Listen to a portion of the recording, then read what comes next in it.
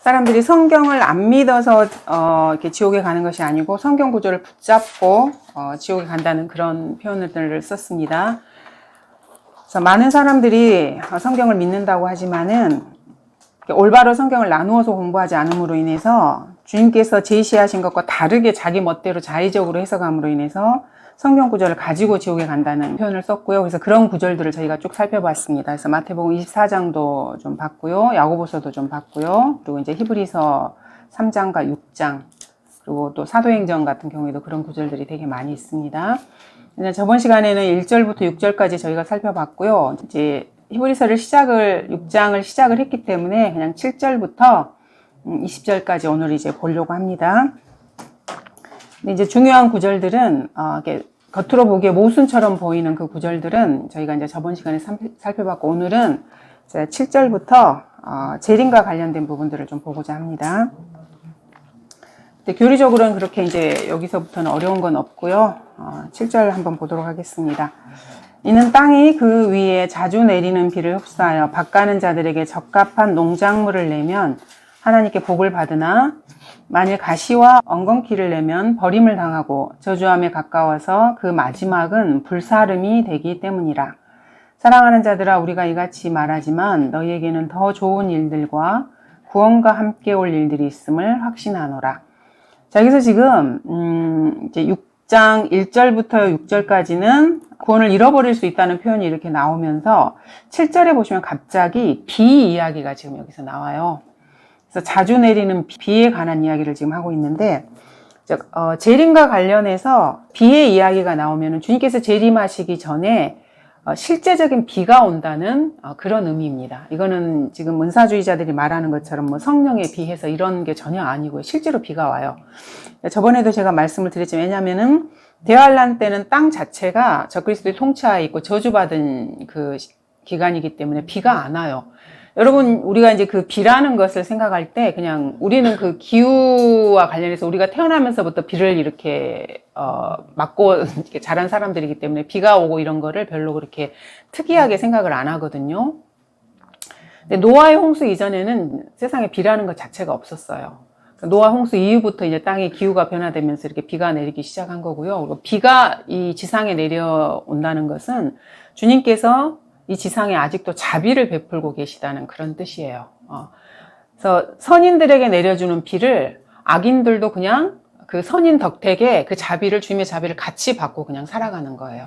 근데 우리가 그냥 때 되면 내리고 이렇게 하니까 그 귀한 거를 잘 모르거든요. 근데 비라는 걸 생각했을 때 여러분들이 1차적으로 이게 주님의 자비라는 것을 아셔야 돼요. 그래서 대환란 때는 이 지상에 비 자체가 안 옵니다. 그리고 지금 우리가 살고 있는 이 시대에도 보시면은 비가 안 오는 지역이 되게 많아요.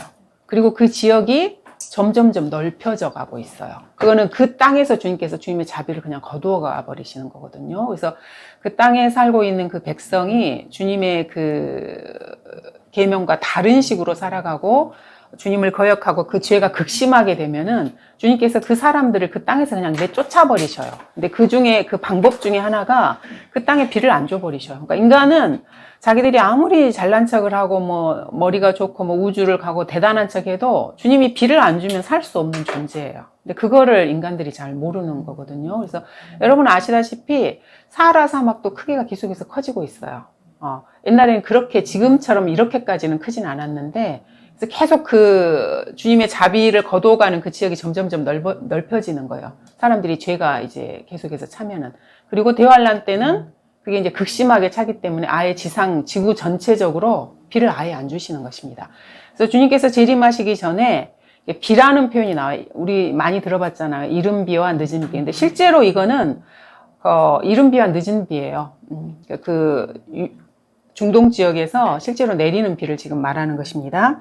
그래서 주님께서 재림하시기에 앞서서 이 비를 주심으로써 이제 주님이 오신다는 걸 보여주는 거예요. 그러니까 주님의 자비를 이제 대환란을 끝내고 자비를 다시 한번 보여주시고 천년왕국으로 들어가는 어떻게 보면 이게 표적이라고도 할 수가 있는 것입니다. 그러니까 이스라엘을 위해서 주님께서 표적을 주시는 거니까 이스라엘이 지금 계속해서 주님을 기다리잖아요.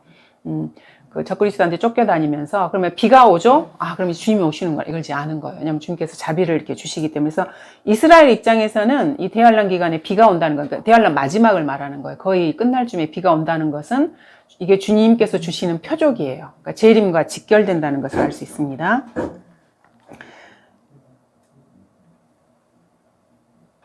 그래서 이거는 뭐 재림에 앞서서 오는 비이기 때문에 교회 시대 성도들이 성령을 받는 것하고는 전혀 상관이 없습니다.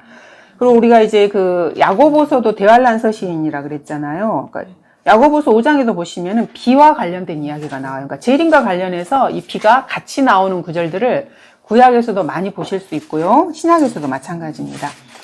야고보서 5장 보시면은 7절을 한번 볼게요.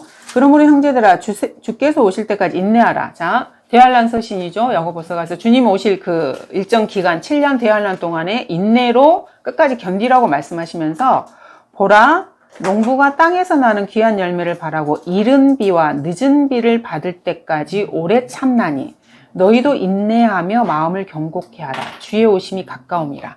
그래서 주님의 재림을 말씀하시면서 이른 비와 늦은 비를 지금 이걸 말씀하고 있어요.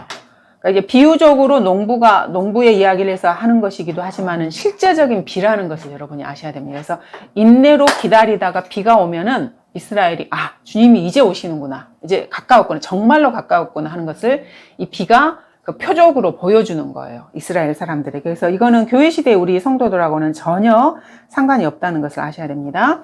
그리고 5장 17절에도 보시면은 엘리야 이야기가 나오거든요. 엘리야는 우리와 같은 성정에 속한 사람이지만 비가 오지 않기를 간절히 기도하였더니 3년 6개월이나 땅에 비가 오지 아니하였고 다시 기도하였더니 하늘이 비를 내려 땅이 열매를 내었다고 지금 말씀하고 계십니다.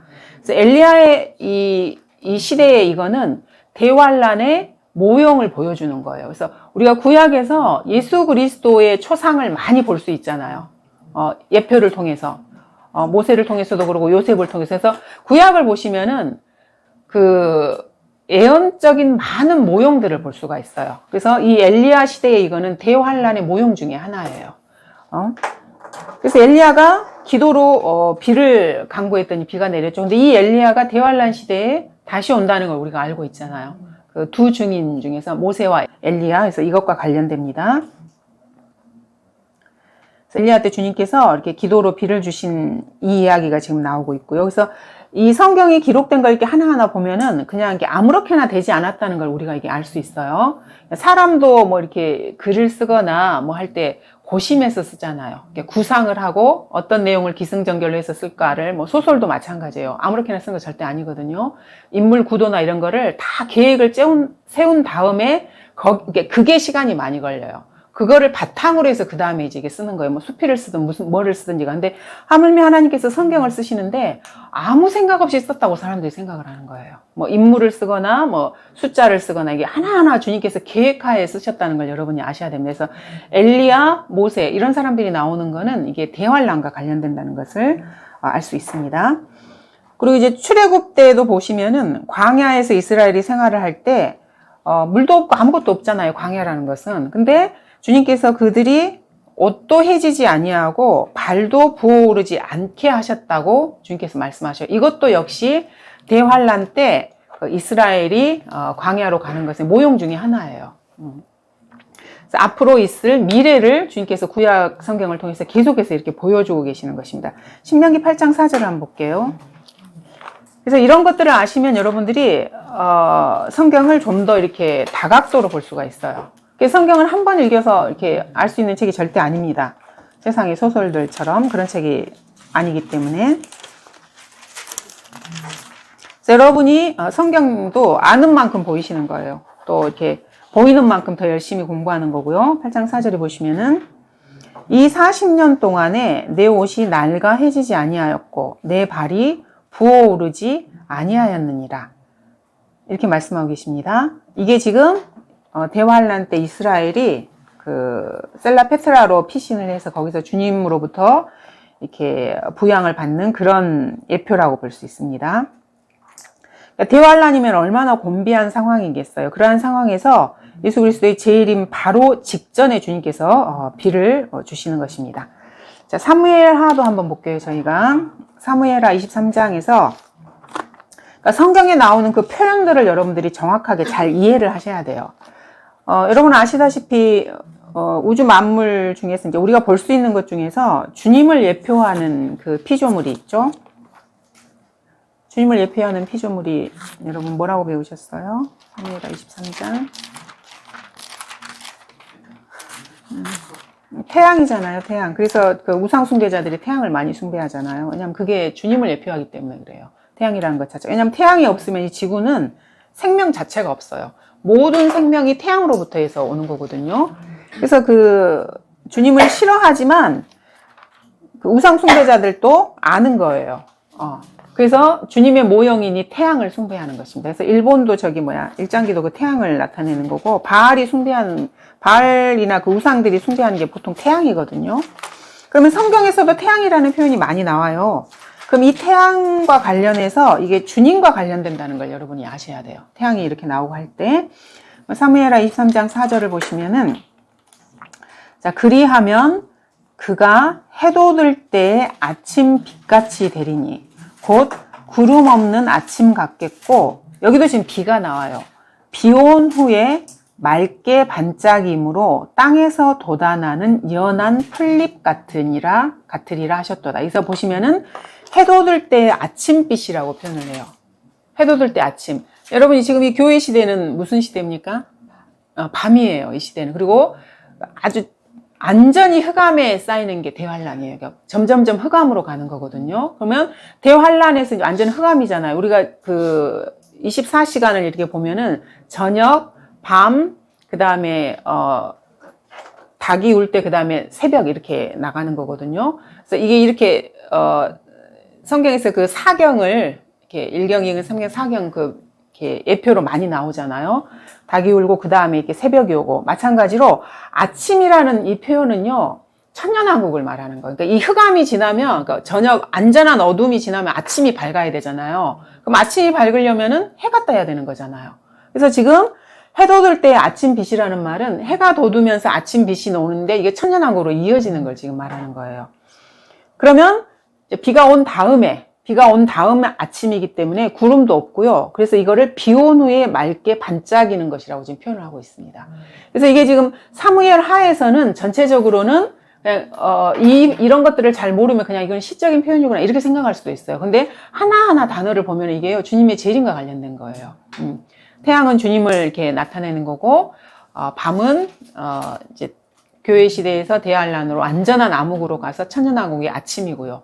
태양이신 주님께서 떠오르면은 비 온 후에 맑게 반짝이는 것처럼 땅에서 이제 풀잎들이 돋아나면서 천년왕국으로 이렇게 들어가는 거예요. 그러니까 완전한 땅의 새로움으로 이렇게. 그래서 성경 이런 것들을 아시면 여러분이 성경을 보실 때 이렇게 알아요. 아, 이거는 지금 주님의 재림과 관련되구나. 이거는 대환란과 관련되구나. 그러니까 이런 단어들을 통해서 아는 거예요. 그거를 같이 이게 연계가 되기 때문에. 그래서 이거를 지금 예수님을 해돋을 때의 아침 빛이라고 지금 말씀하고 계십니다.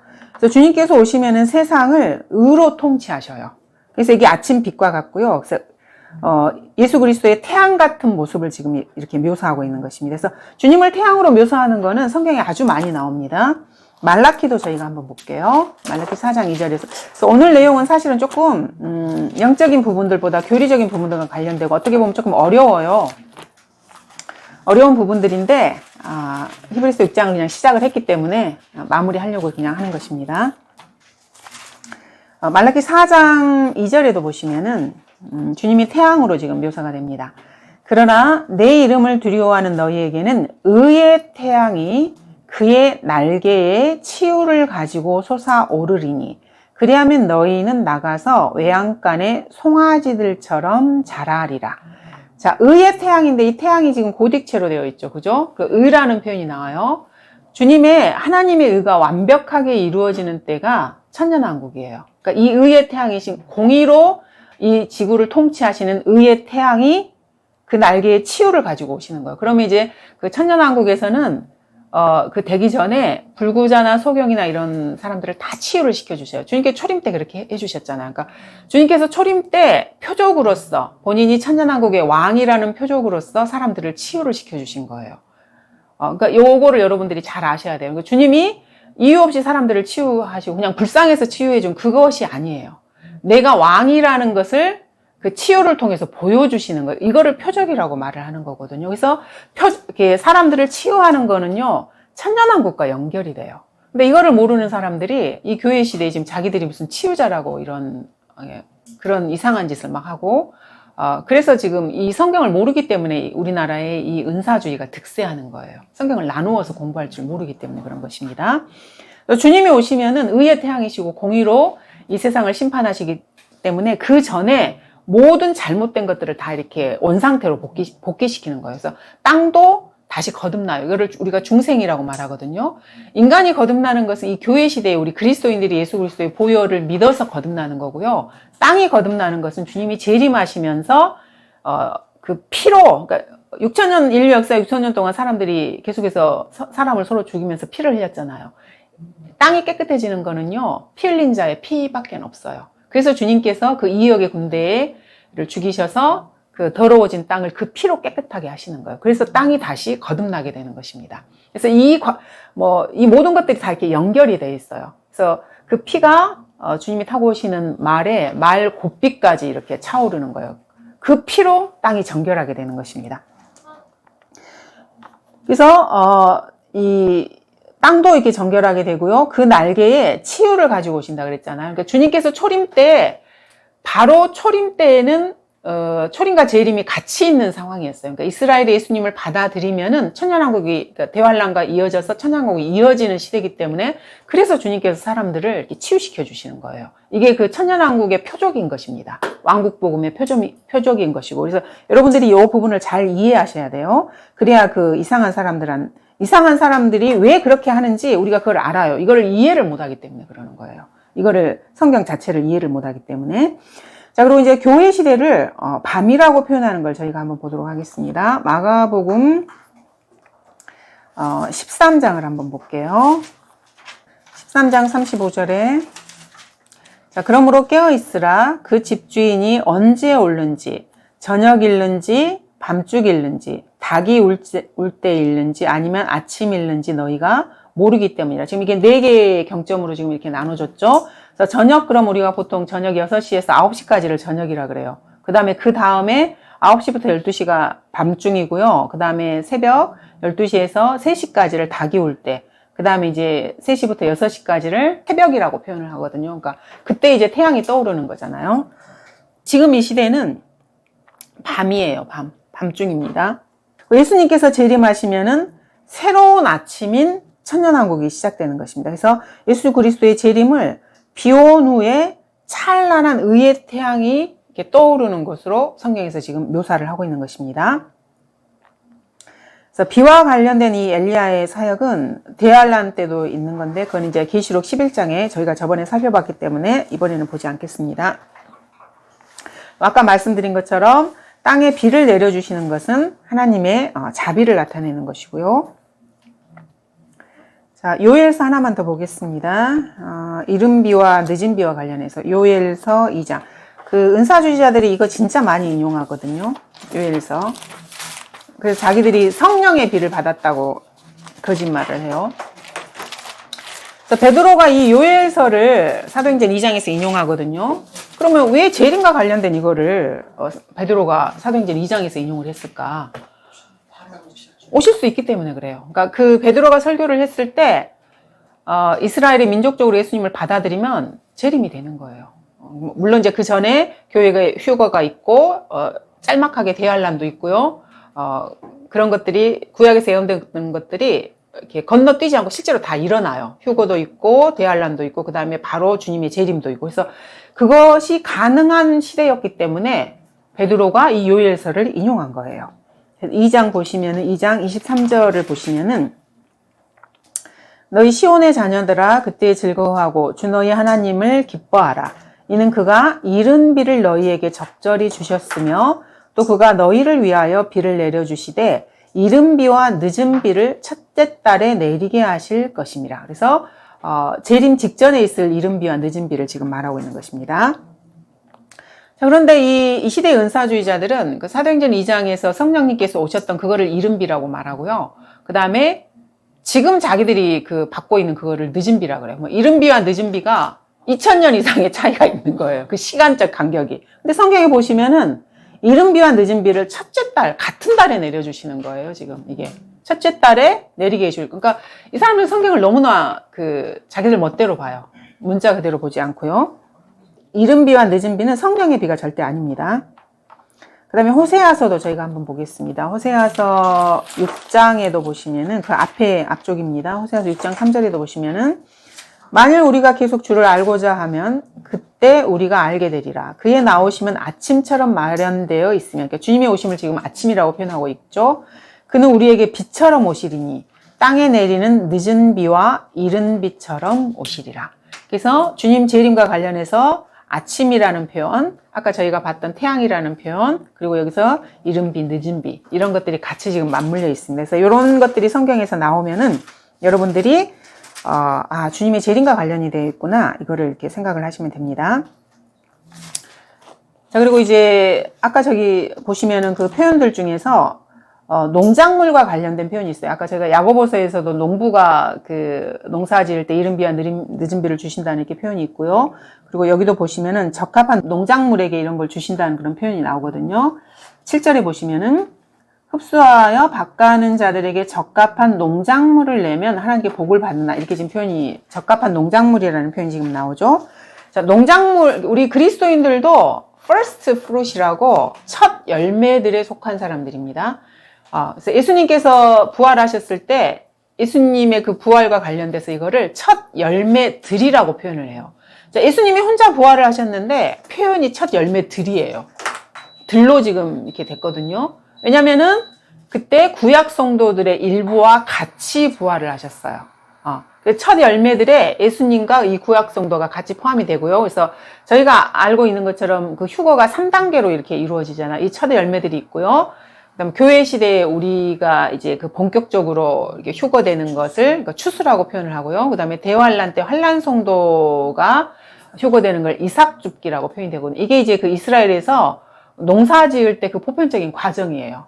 첫 번째 이렇게 첫 열매를 한번 해서 이렇게 살펴보는 거고요. 그다음에 대규모로 이렇게 추수를 하고 이삭을 이렇게 흘려요, 일부러. 왜냐하면 가난한 사람들이 이렇게 그거를 집어갈 수 있게 하기 위해서. 그리고 이제 이삭 줍기가 일어나는 것입니다. 그래서 여기서 이제 적합한 농작물이라는 표현은 여기서는 이게 지금 대환란 서신이기 때문에 당연히 환란 성도를 말하는 거예요. 그래서 환란 후에 휴거되는 성도들을 지금 말하는 것입니다. 그래서 열매나 추수 이런 것들이 이렇게 성경에 나왔을 때는 예언적으로 이거는 휴거와 관련된다는 것을 여러분이 아셔야 됩니다. 그래서 이제 추수의 3단계에 대해서는 저희가 방금 이야기를 했고요.